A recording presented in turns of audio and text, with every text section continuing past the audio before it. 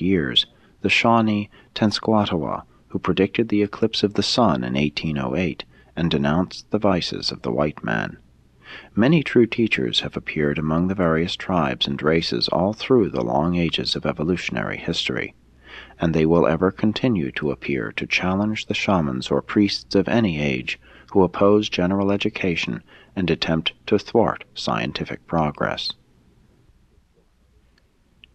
In many ways and by devious methods, the olden shamans established their reputations as voices of God and custodians of providence. They sprinkled the newborn with water and conferred names upon them. They circumcised the males. They presided over all burial ceremonies and made due announcement of the safe arrival of the dead in spirit land. The shamanic priests and medicine men often became very wealthy through the accretion of their various fees, which were ostensibly offerings to the spirits.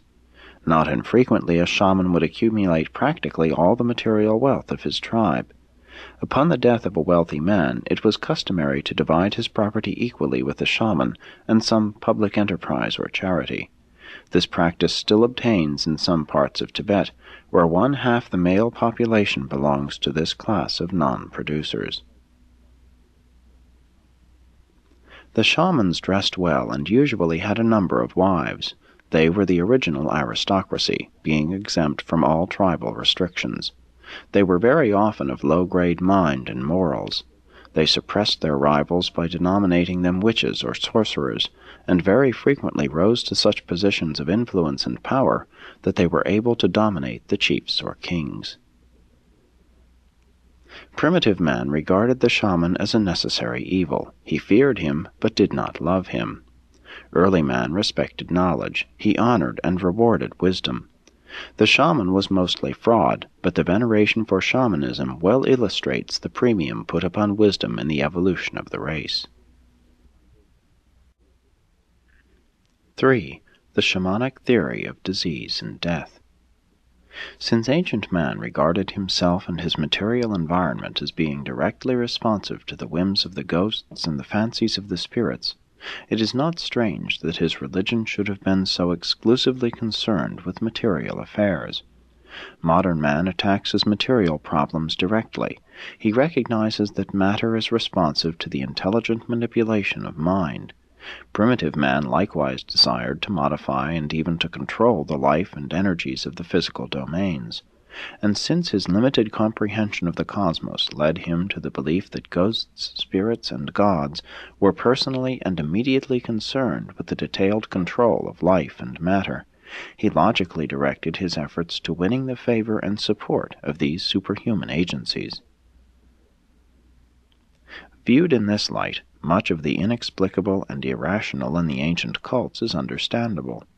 The ceremonies of the cult were primitive man's attempt to control the material world in which he found himself, and many of his efforts were directed to the end of prolonging life and ensuring health. Since all diseases and death were originally regarded as spirit phenomena, it was inevitable that the shamans, while functioning as medicine men and priests, should also have labored as doctors and surgeons. The primitive mind may be handicapped by lack of facts, but it is, for all that, logical. When thoughtful men observe disease and death, they set about to determine the causes of these visitations, and in accordance with their understanding, the shamans and the scientists have propounded the following theories of affliction. 1.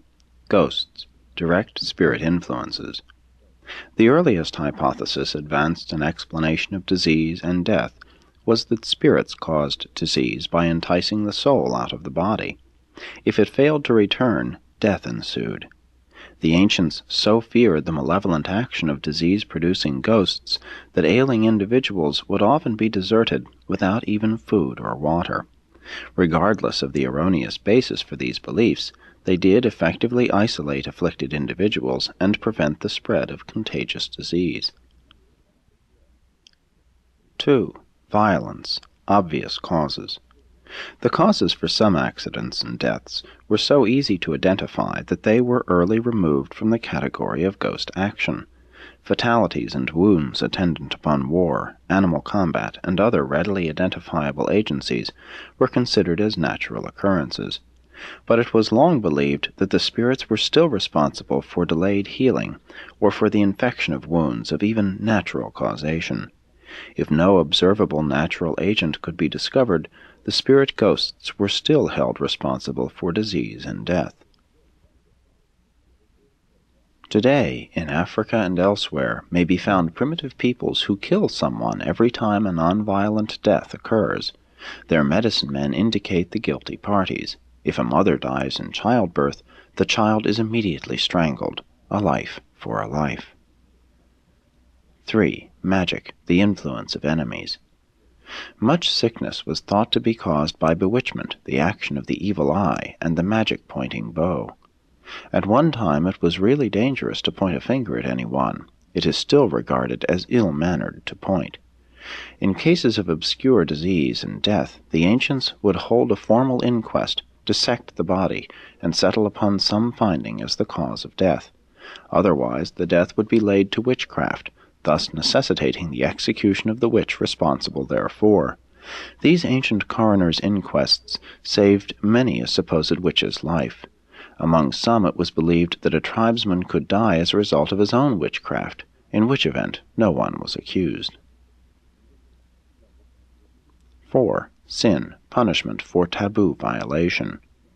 In comparatively recent times it has been believed that sickness is a punishment for sin, personal or racial.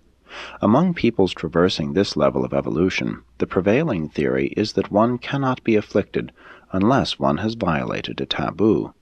To regard sickness and suffering as arrows of the Almighty within them is typical of such beliefs. The Chinese and Mesopotamians long regarded disease as the result of the action of evil demons, although the Chaldeans also looked upon the stars as the cause of suffering. This theory of disease as a consequence of divine wrath is still prevalent among many reputedly civilized groups of Urantians. 5. Natural causation. Mankind has been very slow to learn the material secrets of the interrelationship of cause and effect in the physical domains of energy, matter, and life. The ancient Greeks, having preserved the traditions of Adamson's teachings, were among the first to recognize that all disease is the result of natural causes. Slowly and certainly the unfolding of a scientific era is destroying man's age-old theories of sickness and death. Fever was one of the first human ailments to be removed from the category of supernatural disorders, and progressively the era of science has broken the fetters of ignorance which so long imprisoned the human mind.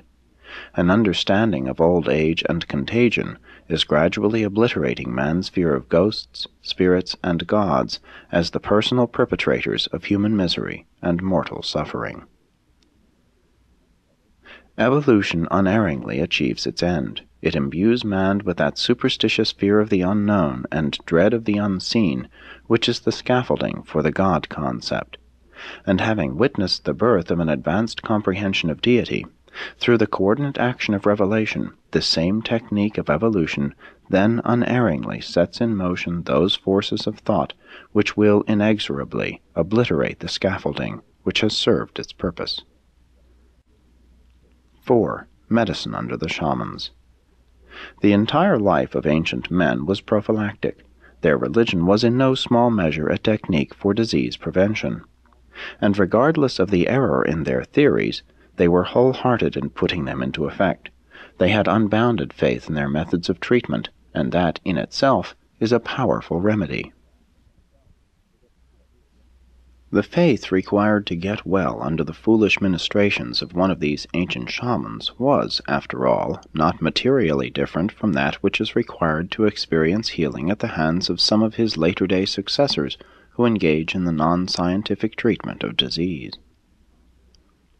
The more primitive tribes greatly feared the sick, and for long ages they were carefully avoided, shamefully neglected. It was a great advance in humanitarianism when the evolution of shamancraft produced priests and medicine men who consented to treat disease. Then it became customary for the entire clan to crowd into the sick room to assist the shaman in howling the disease ghosts away. It was not uncommon for a woman to be the diagnosing